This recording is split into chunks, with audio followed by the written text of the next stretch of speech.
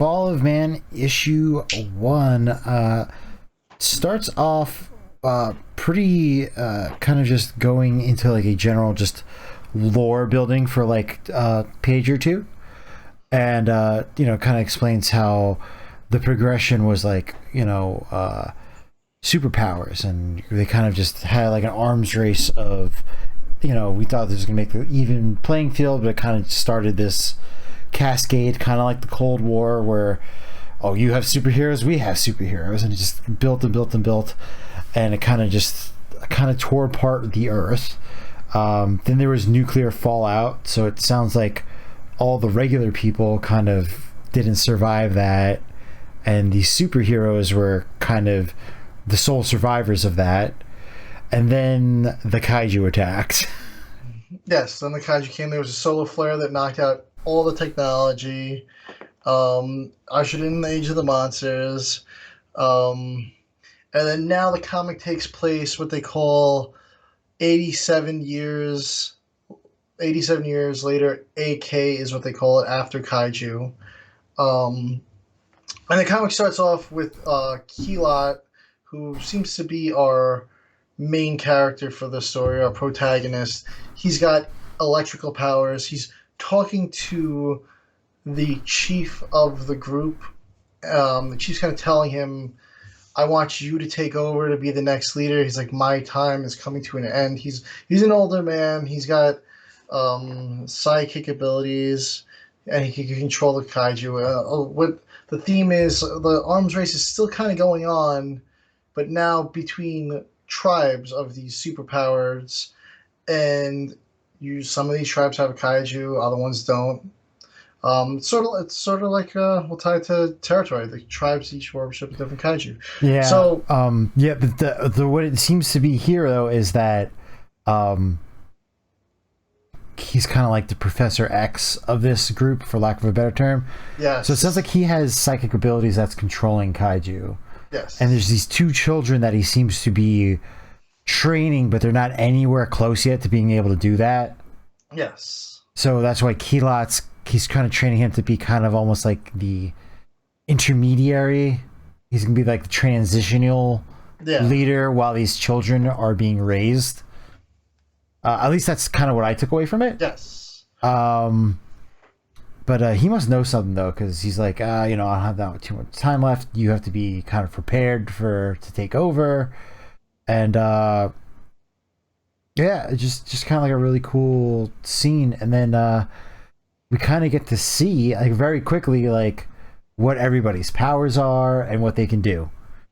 Like they get attacked by a Kaiju, and Keelot's kind of like, I don't know if I should be the leader. There's what's the other character's name that's kind of like also vying to be the leader? Vlad. He's like, Vlad. He kind of wants it. Maybe it should be him. And the guy's like, well, because he wants it is the reason why he shouldn't. Yes. Be. He's like, Keelot's like the Johnstone. He's like, I don't want it. Yeah. But yeah, basically it cuts to the next thing we see. There's like a superpower that can control plants, and everyone's in the field harvesting. They're harvesting their food, and a giant Kaiju pops up. Really cool design. It's like a lizard scorpion type of thing. Everyone starts running, and like all the I guess you could call them like their main crew, like their defenders, kind of jump into action. We got like this angel guy that could fly through the sky, this other dude with a big hammer. There's a lot of names involved, so I'm just giving you a basic description here. We got like a fire guy, and then of course there's Vlad. I think I believe Vlad's the dude with the hammer. Actually. Yeah, Vlad's the dude with the hammer. Yeah. Zephyr's obviously the one that can fly. But yes. yeah, like Vlad's kind of like screwing everything up in this fight just because he wants to show that he's like better than everybody, but it's because he's not really working with anybody and his teamwork is kind of trash. Yeah, that he trusts his solo. He kind of makes things a little bit worse, and then Keelot just kind of comes in and like solos the Kaiju and just takes it down. You're like, this is how you do it with my badass electric powers. And the tribe's kaiju, his name's Monlon. I don't know if I said that earlier. Another really, the kaiju designs are really cool in this. There's, like I said, there's just a lot going on in this. We got kaiju, we got heroes. Um, they fight it out. Monlon rips off the other kaiju's arm, and it kind of retreats away. We cut forward a few days. Injured or getting treated. There's sick, I believe, and the chief talks about the doctors in the past using technology and how they would have normally been able to help these people better, but now that the solar flare knocked out the technology, it's not as easy. The what would you call that? The survival rate is a lot lower now for people because Yeah. doctors are hard to come by. Plus, the technology is lacking. We've gone 87 years without technology, medical schools.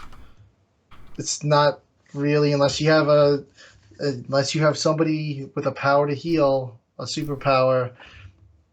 They're not gonna be helping these people that easily.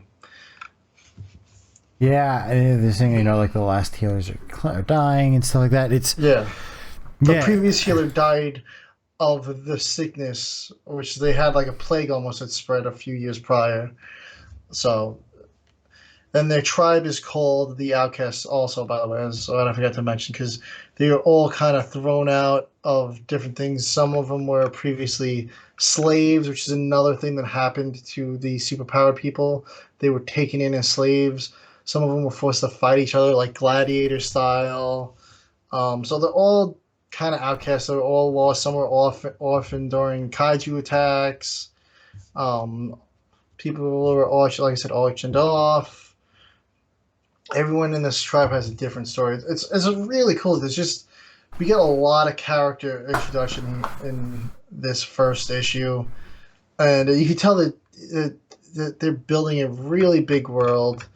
Um, yeah. One thing we haven't mentioned yet is that there is a mini novel yes, that like a prequel novel, and it's going to be it seems like as of right now there's going to be one to coincide with each issue. yes, because this current campaign has a Fall of Man prequel novel as well. Yeah. So I didn't. We didn't get to. I didn't get to read that yet. I have not. And Paul Bird is the author, by the way. I don't know. I didn't mention that earlier. Yeah, so he's been writing comics and books at the same time. I've never seen anything done like that before. To do a comic and a novel to Yeah, no, it's coincide pretty with crazy. it's pretty crazy. Really cool though. But yeah, I mean that's definitely going to be something that I don't know if we're going to cover on the podcast. Maybe one of us do a solo video on the novel. Yeah. It's kind of like a TBD thing. Let's see, I'm going on vacation next week, so maybe, possibly, I could read it. I don't know. Maybe, I don't know.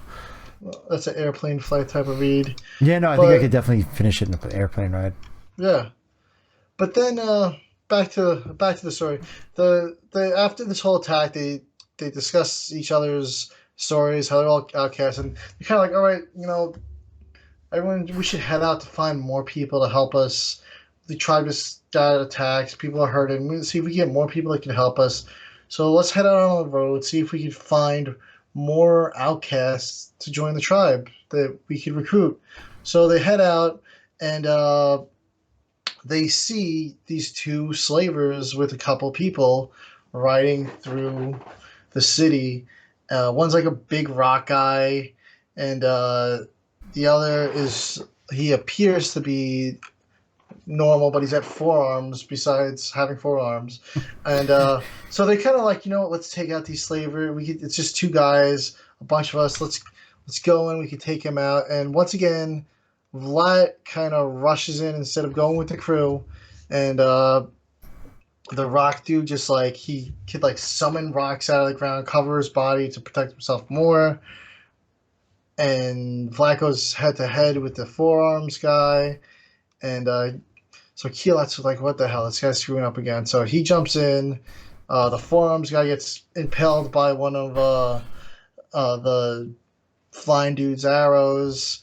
Keelat shocks the rock guy, and Vlad follows up with a big blow with his hammer, takes him out, and they're like, "Listen, if you take these slaves, you're gonna have some trouble because you're not gonna want to answer to our boss."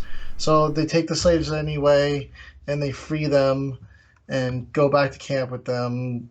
They're very happy to be saved, and slaves are back at camp. A few weeks, they're all kind of finding their way, finding their spot, and then all of a sudden, another kaiju attacks while everyone's harvesting. This one's a little different. It looks like gorilla-like mixed with a reptilian. But like the way it moves, it's got these big front arms, so it moves like a gorilla. Comes in, Monlon begins fighting it, and then a second kaiju shows up. This one's more like a straight up dinosaur. It's got three horns on its head and spikes down its back and like an axe like tail. And Monlon's getting beat on. Yeah. And this is sort of wearing on the chief. And then next thing you know, Keelat goes to check on the chief, and the chief gets impaled by this energy arrow, and boom, he explodes. And Keelat gets blown back from the explosion, and he gets caught on fire. And then we see the leader of those slavers shows up, and he goes, "You stole from me." He's like, and I'm going to show you what happens. I destroy your home, and I kill the ones you love, and we're going to take all the special ones just for me. And when he says special ones, he means all the superpowered, because there is still some non-superpowered people. There's a lot of superpowered people, but this guy, he seems to have the ability to sense the people's powers. So he goes around kind of like scopes around. He goes, "Oh, you're the source of food," to the girl that's got the plant powers. Then he goes, "Oh, you're just like me," to another one. And then on top of that, he also takes Mon with him. So now the tribe has no more kaiju, and there's not a lot of people left with superpowers. Vlad's still around, Keelat, of course, and he goes, "Those men killed our chief and tribe. They stole our people and our monster. We will follow them, rescue our people, and then we'll kill them all." So it ends in this big cliffhanger. Like, the tribe's hurting now, and now they're going to strike back. I mean, they couldn't win with the kaiju. Now they're down people, no kaiju, less superpowers. Are they going to be able to win this next fight? It's a little sketchy. I feel like Vlad's going to screw it up for them. I think they're going to run in and he's going to blow it for them. I don't know what you think. Yeah, probably. Yeah, I don't know if it's been like said how big of an issue arc this is going to be, but I think that this team still has some growing pains to go through before they can resolve the problem. But yeah, no, I think they definitely do. And like I said, I really like it seems like a really, really deep roster of characters. I mean, there's just so many of them. And like I said, we were just like, I was calling it the wing guy and Vlad. And Keelat's our main guy. Vlad, of course, is the sort of antagonist. He's not the bad guy, but he's on their side. He's not the bad guy yet, maybe. But Yeah. he's kind of wants to undermine Keelat. But like, it really reminds me a lot of I personally was never a big X-Men guy. I watched the cartoons back in the day, but the roster looks massive on this. It's really cool. I like the kaiju. I think it works very well with the psychics, with their abilities to control the kaiju and everything. It was a cool 27-page comic. Really looking forward to see where it goes to issue 2. I think you could do a lot with this. If it was going to get a TV adaptation, I would say definitely animated series that you could do. It gives me like Young Justice vibes almost, like where you just got this massive roster of characters that just keeps growing and growing. It was a really fun read, and I'm really hoping some good success for the second campaign. It's like at 49-50% right now. We have a few weeks left. I'm really hoping it picks up at the back end. It did fantastic the first couple of days. It just blew through. So we'll see what happens. Yeah. I'm really looking forward to seeing issue 2. I like the featured tier. It gave me all these cool prints behind me over here, Yeah, I did the and featured tier for the second. yeah, it was definitely worth it. It also included a script book, which shows you like the stripped down art and kind of the process and everything behind it. Really cool. That's definitely something different. I did not know I was getting that. Really cool book. I got all the covers and a bunch of other stuff, stickers. This one I believe is a magnet this time and a sticker again. I don't remember. First 49 backers get something extra, I believe. So definitely hop on it. Yeah, so that sweet sticker there. Yeah.